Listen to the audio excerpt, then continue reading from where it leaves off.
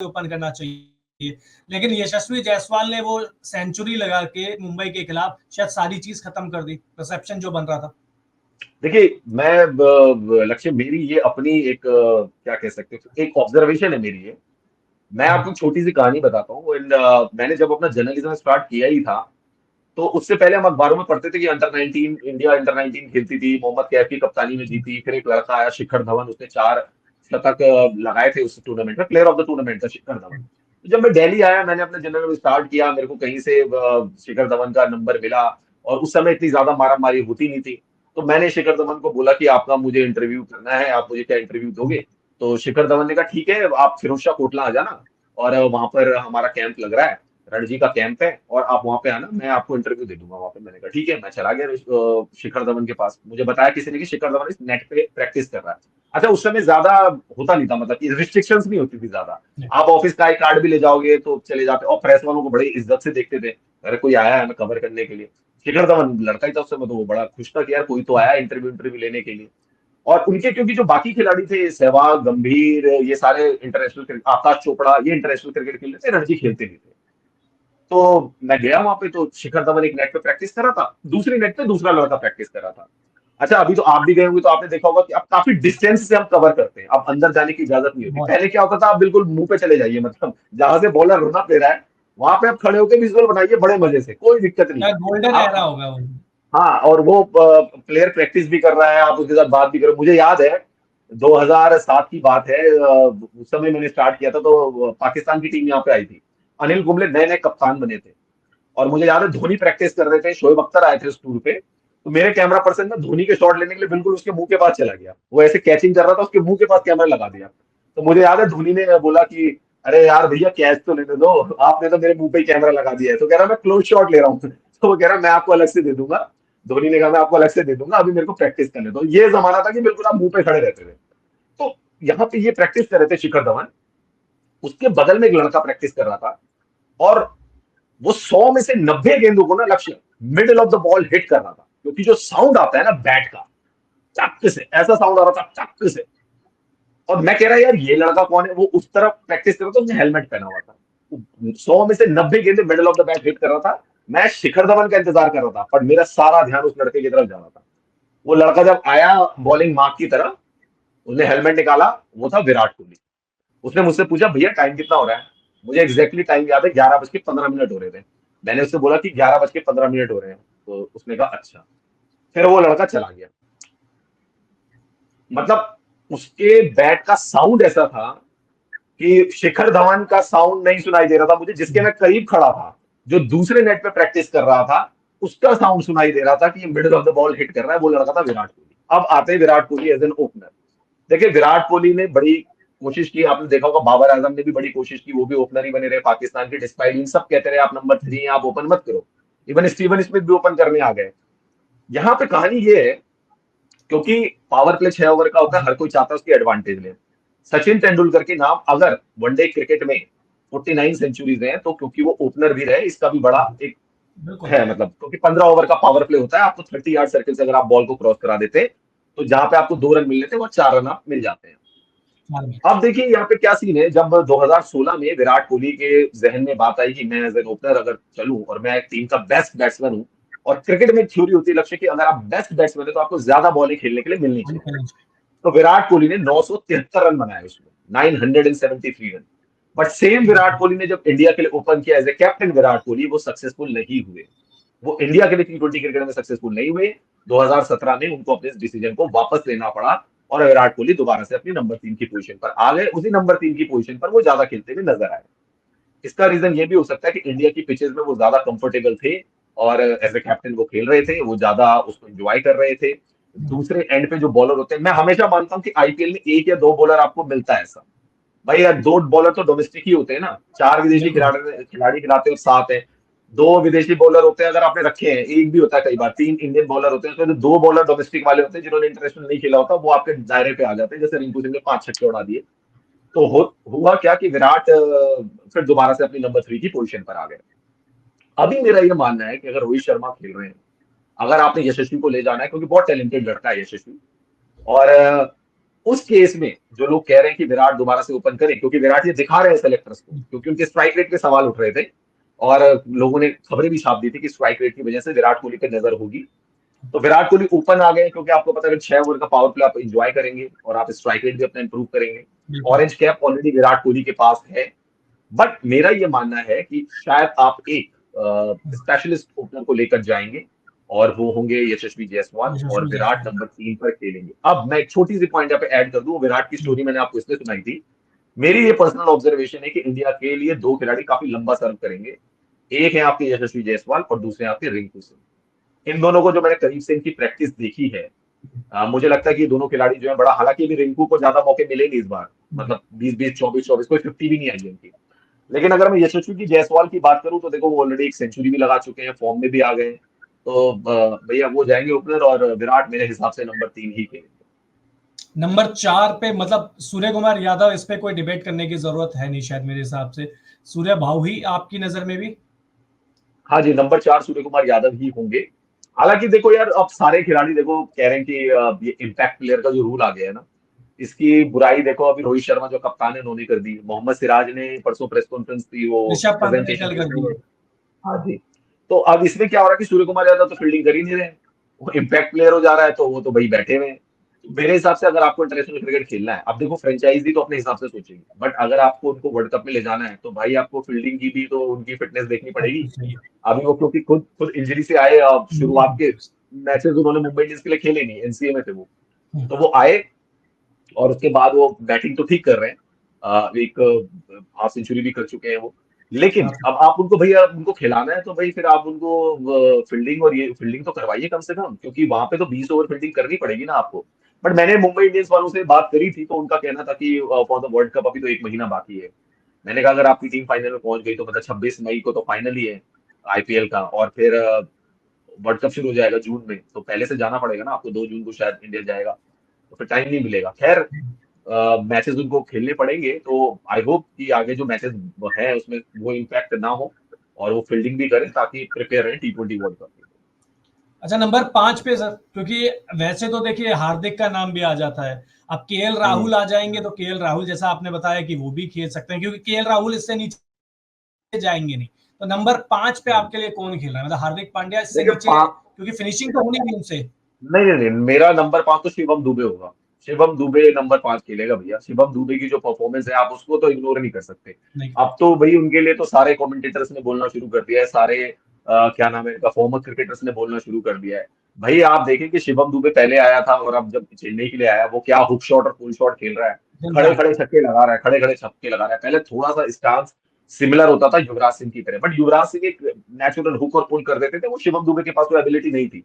देखो स्टांस तो Darren Bravo का भी ब्रायन लारा के जैसा था, सिमिलर स्टांस था डैरेन ब्रावो का, ब्रायन लारा का सिमिलर स्टांस था। लेकिन वही ब्रायन लारा 375 भी मारता है, 400 भी मारता है, और वही डैरेन ब्रावो 200 भी नहीं पहुंच पाता, और उसका करियर जो है आधे से भी आधा नहीं है ब्रायन लारा के। तो जब शिवम दुबे आए थे तो एवरीबॉडी सेड कि या is the new Yuvraj Singh. But यार युवराज सिंह था, क्योंकि देखो क्रिकेट एक रिफ्लेक्सेस का गेम है, कितनी स्पीड से बॉल आ रही है और आपने कहाँ मारना है उसको, ये आपको सिर्फ हाँ 1 सेकंड में डिसाइड करना है ना।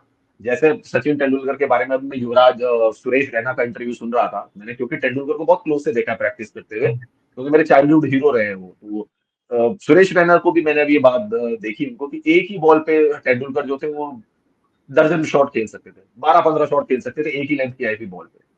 तो शिवम दुबे ने चेन्नई सुपर किंग्स में आके, आई डोंट नॉट नो क्या हुआ, क्योंकि चेन्नई की फ्रेंचाइजी से इतनी ज्यादा मेरी बातचीत नहीं हुई, क्या ऐसा हुआ कि उन्होंने अपने मेंटल एटीट्यूड में थोड़ा सा चेंज किया है कि अगर मुझे इंटरनेशनल क्रिकेट में खेलना है, क्योंकि देखो अगर इंटरनेशनल क्रिकेट में अपने आप को ले जाना है तो आपको कुछ शॉट्स डेवलप करने पड़ेंगे। शॉर्ट जैसे पिच मोहम्मद गेंद कैफ पहले बिल्कुल नहीं खेल नहीं पाते थे, खेल आप पाते थे, देखिए अभी मतलब पूरा अब अभी अब हाँ जी, अभी खड़े खड़े भी छक्के मार रहे हैं मिड विकेट के ऊपर से, लॉन्ग ऑन पे छक्के मार रहे हैं शिवम दुबे, तो ये एबिलिटी डेवलप की है। और मैं देखिए शिवम दुबे की अगर मैं बात करूं तो 311 रन बनाए और 169 का स्ट्राइक रेट है, which is almost 170 strike rate. So a player with a strike rate of 169 and 311 runs and a crucial innings for Chennai Super Kings, you cannot ignore Shivam Dube. One thing again, impact का जो rule आ जाता है उसकी वजह से Rituraj bowling. Gaekwad slash Mahendra Singh Dhoni उनसे ball नहीं करवा रहे हैं।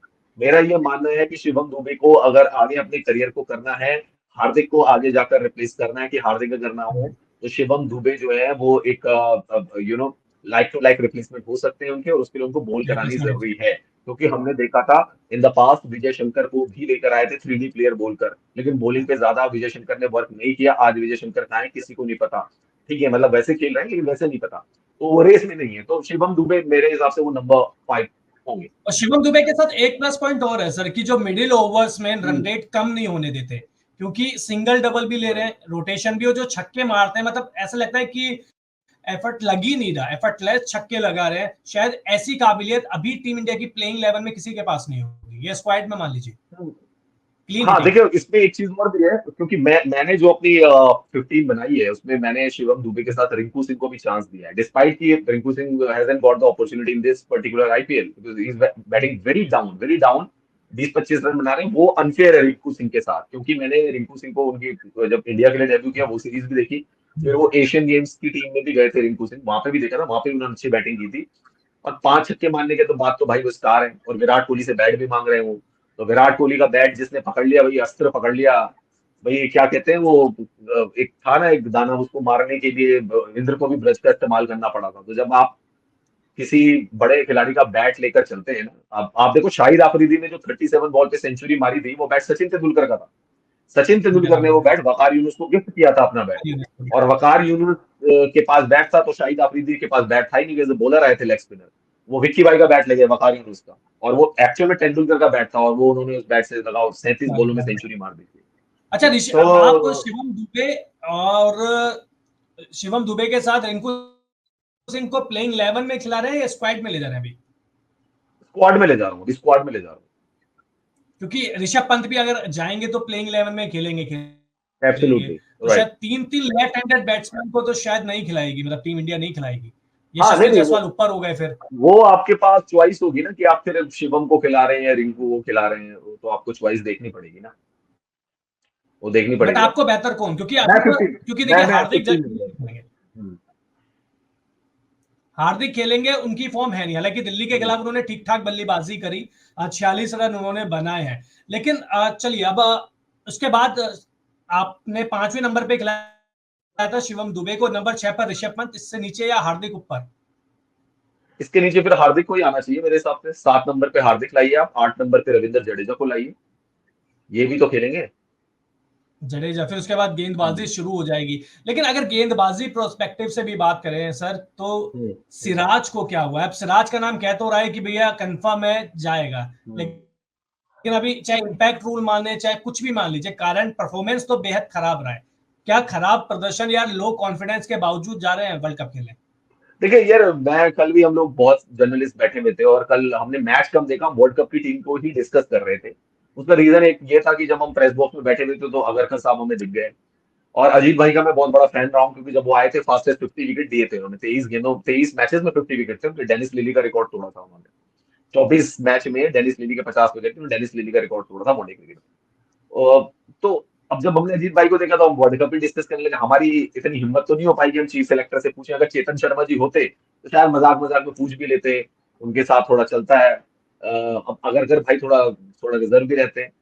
बट यहाँ पे जो आपने बात कही ना मोहम्मद सिराज की, ये हम कल भी ये डिस्कस कर रहे थे कि यार ये माना तो जा रहा है कि भाई बुमराह के साथ एक थोड़ा पेस वाला चाहिए बंदा, जो कि हिट द डेक बॉलर बोलते हैं ना जिसको, जो डेक को हिट करके बाउंस लाता है। तो बहुत सारे लोग बोले मयंक यादव को ले जाओ, मैंने कहा यार Mayank Yadav, Umran Malik, they are too early. Mayank Yadav को कहाँ ले जाएंगे, अभी वो खुद ही इंजर्ड है बंदा। अब आप लेना चाहो तो ले फिट जाओ, है। बट वो 2 दिन को, हाँ, अभी उसने ज्यादा मैच खेला नहीं है, वो फिर खराब हो जाती है ना कहानी, फिर आप पिटते हो, कॉन्फिडेंस भी डाउन हो जाता है। अब यहाँ पे दो, मेरे हिसाब से दो बॉलर और हैं, अगर आप बुमराह के साथ दो पेसर आपने मतलब बुमराह लेंगे, अर्शदीप जाएगा ही जाएगा, बुमराह और अर्शदीप की सीट तो पक्की है।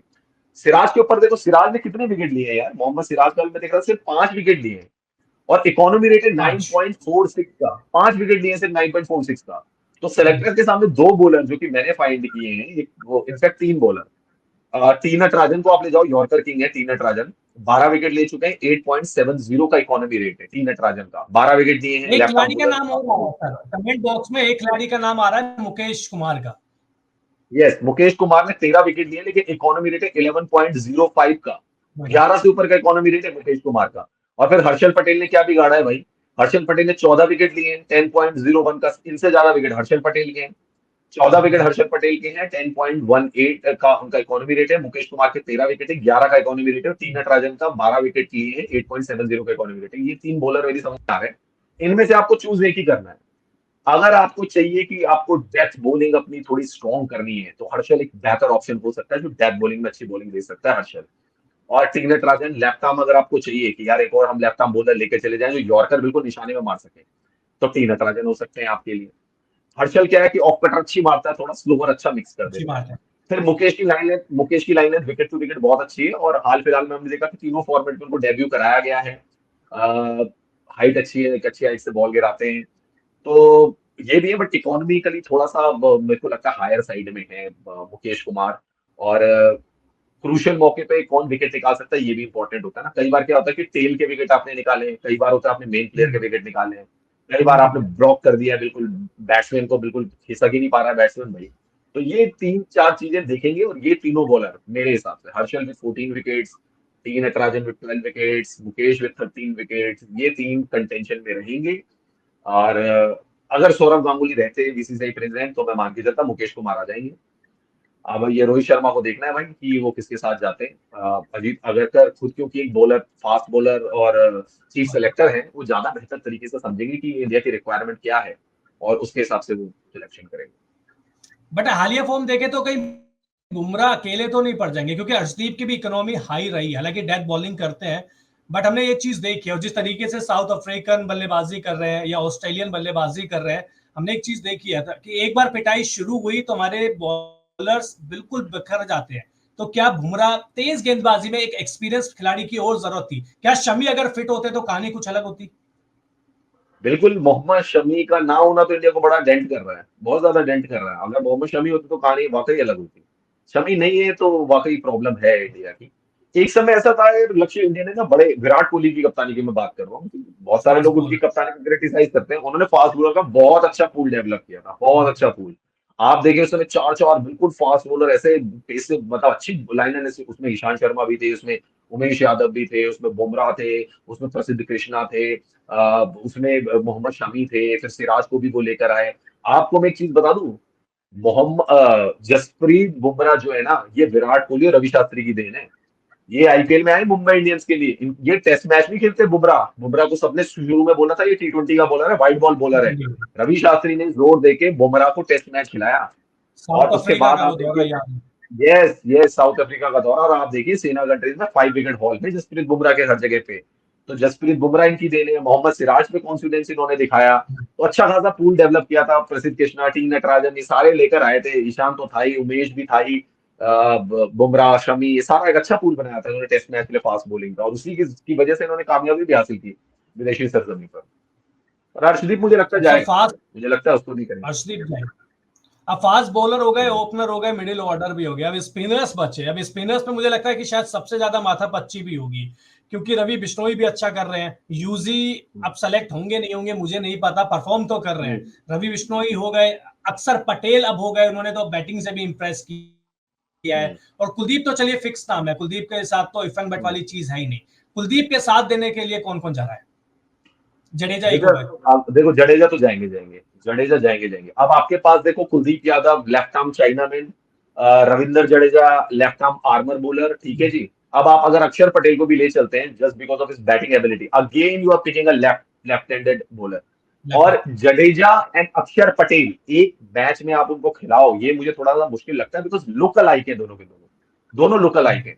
कुलदीप यादव थोड़ा अलग ब्रीड का बॉलर है, क्योंकि वो चाइना मैन बॉलर है, वो राउंड द विकेट आता है, मतलब left arm over the wicket, है ना, वो चाइना मैन बॉलर है। ये दोनों सेम एबिलिटी के बॉलर है, बैटिंग भी, उन दोनों को बैटिंग का भी कुशन है, अच्छी बैटिंग कर लेते हैं दोनों।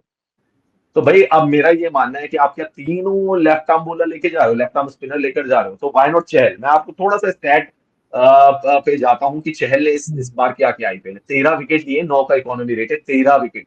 कुलदीप के 12 विकेट हैं। और अगर मैं बात करूं बिश्नोई के, तो बिश्नोई सिर्फ 5 विकेट ले पाए हैं, तो बिश्नोई इस रेस में पीछे हो गए हैं, सिर्फ 5 विकेट है बिश्नोई के। और चहल के 13 विकेट है, इकोनॉमी रेट 9 का है, कुलदीप यादव के 12 विकेट है, इकोनॉमी रेट है 8.44 का। और अक्षर पटेल के 7 विकेट है, 7 विकेट है सिर्फ अक्षर पटेल के।